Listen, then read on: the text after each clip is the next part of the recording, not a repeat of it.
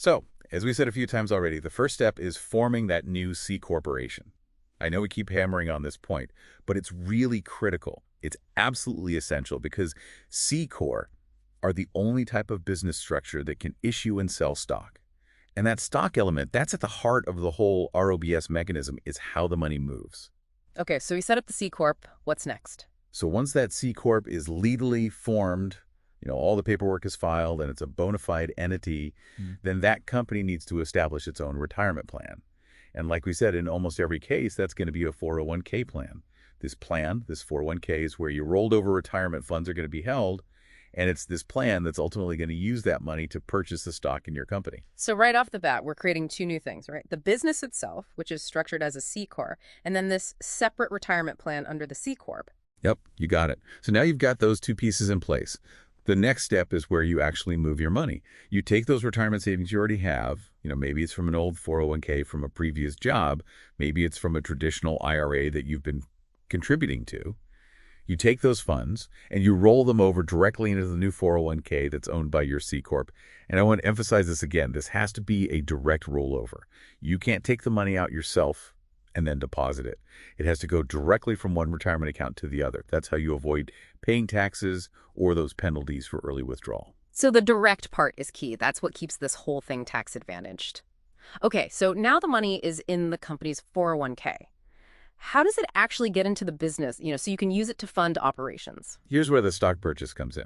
That new 401k plan, the one your money's sitting in, it uses that money to purchase shares of stock in the C corporation. So your own retirement plan becomes a shareholder in your company.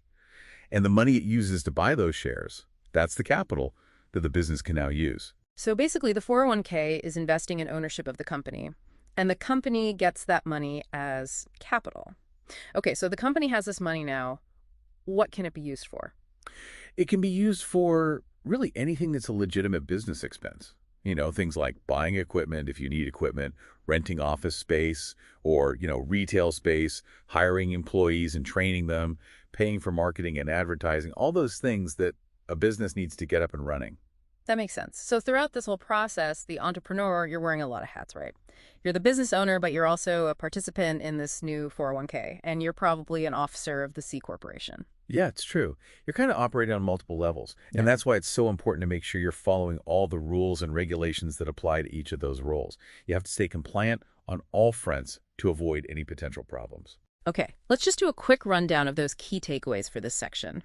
Setting up both the C corporation and the new 401k is essential. The funding comes from directly rolling over money from an existing retirement account into that new 401k. The new 401k then uses the money to buy stock in the C Corp, and then the corporation uses that money to pay its expenses.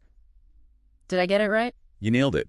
Now let's get into the legal stuff, the framework that governs all of this. This can be a bit tricky. Yeah, this is where it starts to get a little intimidating for a lot of people, I think. All the legal jargon and IRS rules. So what are the main regulations, the ones someone considering ROBS really needs to understand?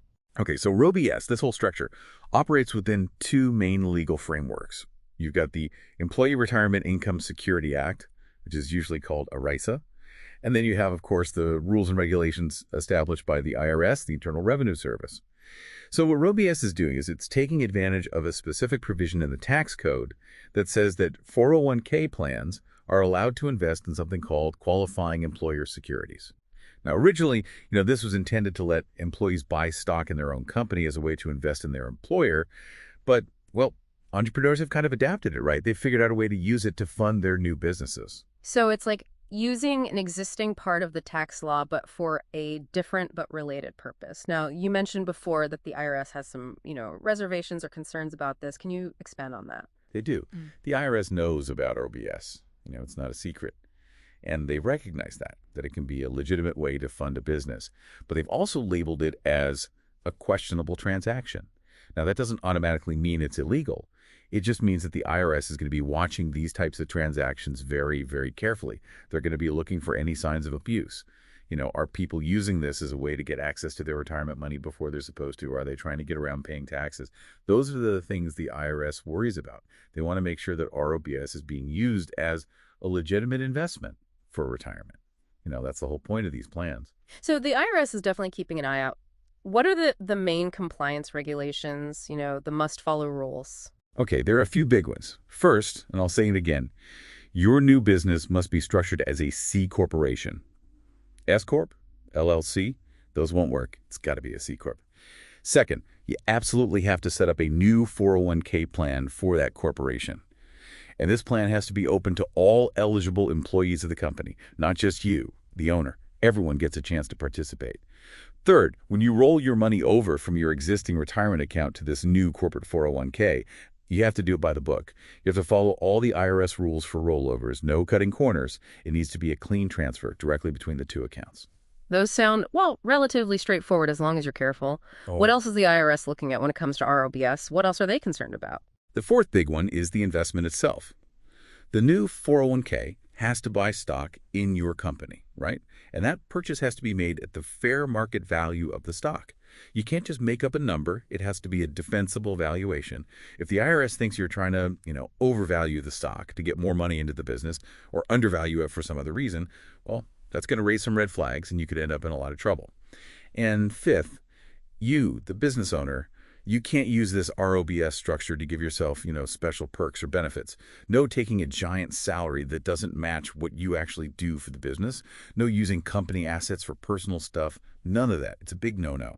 Okay, so getting a fair and accurate valuation on the company stock is really important, and no funny business, using the company as your personal piggy bank. You also mentioned the Department of Labor earlier. What's their role in all this? Right? The Department of Labor, or DOL, they're involved too, and they're mainly focused on making sure that new 401k plan you set up is being run properly, that it's truly benefiting everyone who participates, not just you, the owner. That includes any employees you might hire down the road. The DOL wants to see that the plan is being managed responsibly, that no one is taking advantage of it or using it for their own personal gain at the expense of the employee's retirement savings. So let's recap the legal and regulatory landscape for ROBS. Key takeaway 1, ROBS operates within existing laws, specifically ERISA and IRS regulations. Key takeaway 2, it's legal, but the IRS is watching these deals very closely. Key takeaway 3, compliance means following very specific rules, particularly regarding the business structure, that C Corp, and how the 401k is set up and run. And key takeaway 4, both the IRS and the DDL are involved in overseeing different aspects of ROBS. Got it. Got it. Now that we have a good understanding of the rules of the game, let's talk about who the players are. The people and organizations you'll be working with if you go down this path. All right, who are the main players in our OBS transaction? Who do entrepreneurs need to know and work with? Well, the most important player, of course, is the business owner. You're the one with the idea, the vision for the company. You're the one putting up the retirement money. And ultimately, you're the one who's going to be running the business. You're the one who makes the call on whether to use ROBS, and you're responsible for making sure everything is done right. Right. It all starts with the entrepreneur. But you're probably not in this alone, right? Definitely not. Yeah. You're likely going to need some help, and that's where a ROBS provider comes in. These are companies, firms that specialize in this whole area. They know the ins and outs of ROBS, the legal stuff, the financial stuff. They can guide you through the whole process. They'll help you set up that C Corp the right way. They'll help you design and implement a 401k plan that meets all the requirements so you don't run afoul of the IRS or the DOL. And they can also provide ongoing support, making sure you're staying compliant, handling the annual filings and all that paperwork. So they're kind of like specialized guides, They help you navigate this whole complex world of ROBS. Who else is part of the team? The custodian. Yeah. This is the financial institution that's going to be holding and managing the assets in your new 401k plan. It could be a bank, it could be a brokerage firm, any company that's authorized to do that kind of work. They're the ones who actually carry out the transactions according to the plan's instructions, which you'll probably be giving as the plan administrator. And they provide you with statements, reports on what the plan holds and what it's doing. They also make sure that everything that happens in that 401k is legal and follows all the rules. So the custodian is like the keeper of the funds, Right. making sure everything is safe and sound and done by the book. Now, are there any other advisors or professionals that entrepreneurs should think about bringing in for this? Yeah, depending on your situation and, the specifics of your business, it can be a good idea to involve a few other experts. An experienced attorney who understands ROBS can be invaluable. They can give you legal advice, review contracts, make sure you're not, signing anything that could get you in trouble.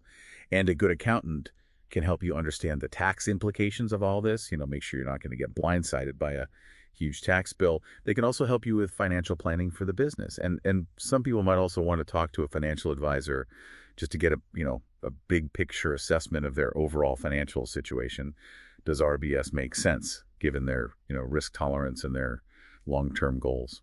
So to sum up those key players, business owner is the driving force, the ROBS provider is your guide, the custodian manages the money in the 401k, and it's wise to consider bringing in other experts like an attorney and an accountant. Makes sense. Makes perfect sense. All right, so we've covered the process, the legal framework, the key players.